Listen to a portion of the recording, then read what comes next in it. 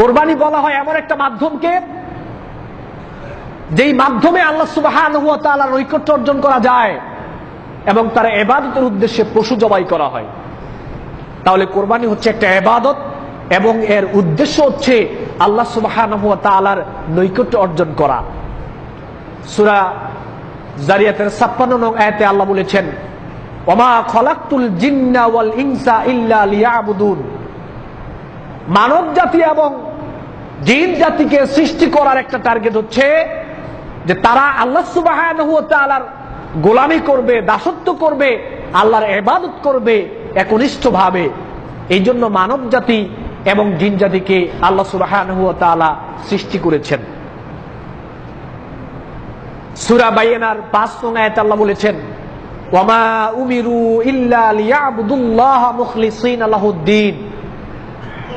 আমি আবার বান্দাদেরকে অর্ডার করেছি যে তারা যেন একনিষ্ঠভাবে আমি আল্লাহ সুবহানাহু ওয়া তাআলার ইবাদত করে, আমি আল্লাহ সুবহানাহু ওয়া তাআলার দাসত্ব করে, গোলামি করে আমি আল্লাহ সুবহানাহু ওয়া তাআলাকে একনিষ্ঠভাবে তারা যেন মেনে চলেন, এটা আমি তাদেরকে অর্ডার করেছি। সূরা আনামের ১৬২ নং আয়াতে আল্লাহ সুবহানাহু ওয়া তাআলা বলেছেন, কুল ইন্না সলাতি ওয়া নুসুকি ওয়া মাহইয়ায়া ওয়া মামাতি লিল্লাহি রাব্বিল আলামিন।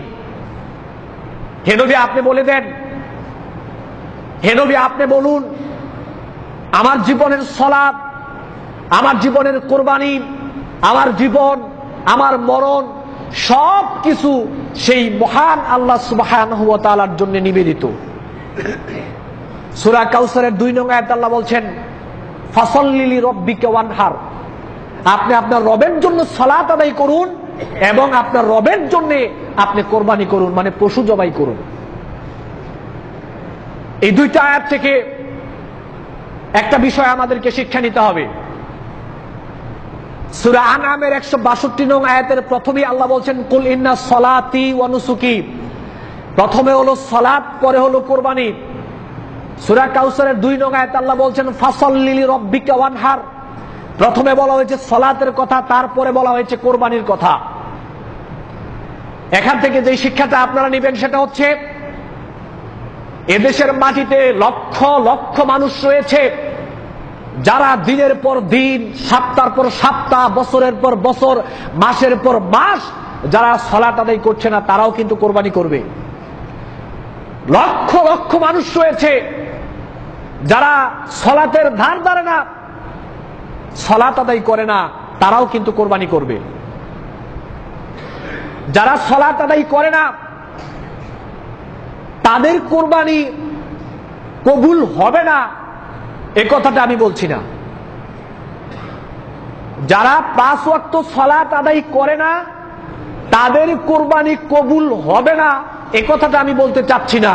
তবে যারা ৫ ওয়াক্ত সালাত আদায় করে না তাদের কোরবানি পরকালে কতটুকু উপকারে আসবে, এটা কিন্তু ভেবে দেখার বিষয়।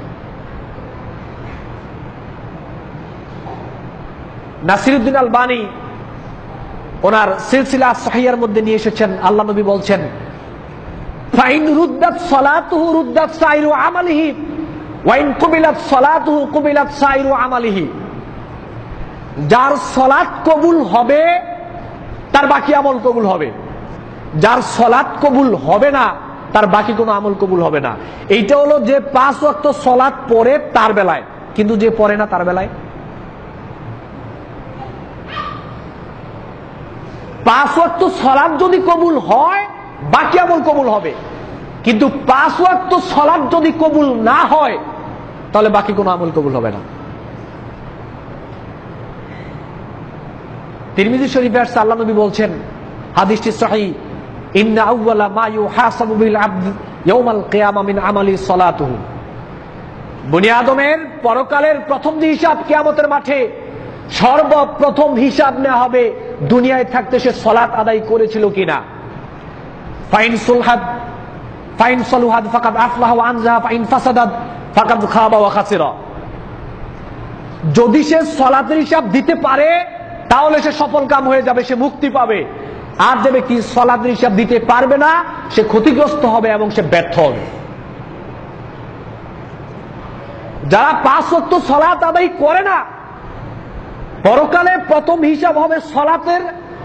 যদি সে সলাতের হিসাব দিতে পারে সে সফল কাম হবে, সে মুক্তি পাবে। আর যে সলাতের হিসাব দিতে পারবে না সে ব্যর্থ হবে এবং সে ক্ষতিগ্রস্তদের অন্তর্ভুক্ত হবে। তাহলে কি কোরবানি কাজে আসলো? বলেন সবাই, কোরবানি কাজে আসলো? কোরবানি কেন? যে কোনো ইবাদতের বেলায় সলাতবিহীন অন্য যে কোনো ইবাদত কতটুকু উপকারে আসবে এটা ভেবে দেখার ব্যাপার। আবু দাউদ শরীফে এসেছে হাদিসটি সহিহ, আল্লাহ নবী বলছেন, খামসু সালাওয়াতিন ইফতারাযাহুন্না আল্লাহু তাআলা, আল্লাহ সুবহানাহু ওয়া তাআলা তোমাদের উপর ফি কুল্লি ইয়াউমিন ওয়া লাইলা, দিনে এবং রাত্রে 5 ওয়াক্ত সালাতকে আল্লাহ ফরজ করে দিয়েছেন। মান আহসানা উদুওয়াহুন্না ওয়া সাল্লাহিন্না লিওয়াক্তিহিন্না ওয়া আতাম্মা রুকুওয়াহুন্না ওয়া খুশুওয়াহুন্না কানা লাহু আলাল্লাহি আহাদুন আইয়ুগফিরা লাহু, যে ব্যক্তি সময় মতো সুন্দর করে রুকুগুলোকে পূর্ণ করে, সেজদাগুলো সুন্দর করে খুশু খুজুর সাথে আল্লাহ সুবহানাহু ওয়া তাআলার জন্য যে ব্যক্তি সালাত আদায় করবে, আল্লাহর নবী বলেছেন এমন ব্যক্তির জন্য ওয়াদা রয়েছে আল্লাহ রাব্বুল আলামিন তাকে ক্ষমা করে দিবেন। ওয়া ইন লাম ইয়াফআল ফালাইসা লাহু আলাল্লাহি আহাদুন ইন শাআ গাফারা লাহু ওয়া ইন শাআ আযাবাহু। আর যে ব্যক্তি 5 ওয়াক্ত সালাত আদায় করবে না তার বেলায় আল্লাহর কোনো ওয়াদা নাই। আল্লাহ তাকে ইচ্ছে করলে ক্ষমা করতেও পারেন, আবার আল্লাহ রাব্বুল আলামিন ইচ্ছে করলে তাকে শাস্তিও দিতে পারেন। যারা 5 ওয়াক্ত সালাত সুন্দর করে আদায় করবে তার বেলায় আল্লাহর ওয়াদা, আল্লাহ তাকে ক্ষমা করে দিবেন। আর যে ব্যক্তি 5 ওয়াক্ত সালাত আদায় করবে না তার বেলায় কোনো ওয়াদা নাই, ইচ্ছে করলে ক্ষমা করতেও পারেন, আবার ইচ্ছে করলে শাস্তিও দিতে পারেন। মুসনাদে আহমদ এসেছে হাদিসটি সহিহ, আল্লাহ রাসূল সাল্লাল্লাহু আলাইহি সাল্লাম বলছেন, মান হাফাজা আলাইহা কানাত লাহু নূরান ওয়া বুরহানান ওয়া নাজাতান ইয়াউমাল কিয়ামা।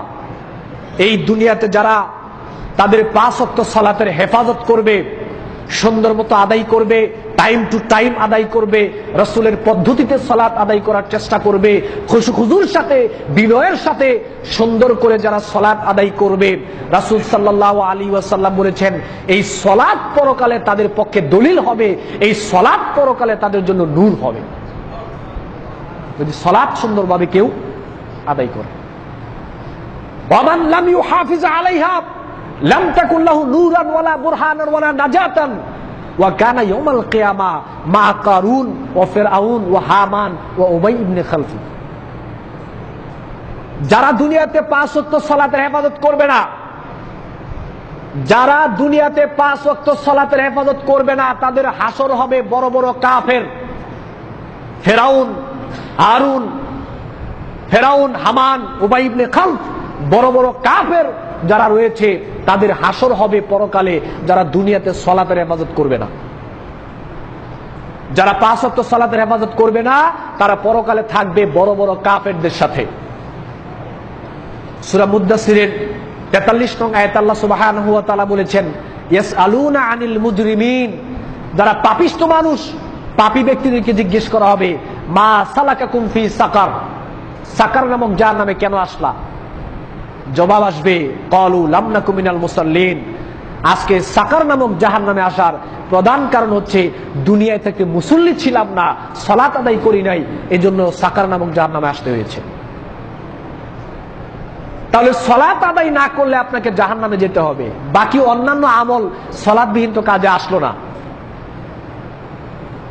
যারা কোরবানি করছেন কিন্তু আপনার জীবনে সালাত নাই, দিনের পর দিন, সপ্তাহের পর সপ্তাহ, মাসের পর মাস, বছরের পর বছর চলে যায়, আপনি সালাতের ধার ধারেন না, আর কোরবানির সময় আপনি অনেক বড় একটা পশু কিনলেন, আল্লাহই জানে আপনার কোরবানি কতটুকু উপকারে আসবে। সালাতবিহীন কোরবানি কতটুকু উপকার আসবে আল্লাহ সুবহানাহু ওয়া তাআলাই ভালো জানেন।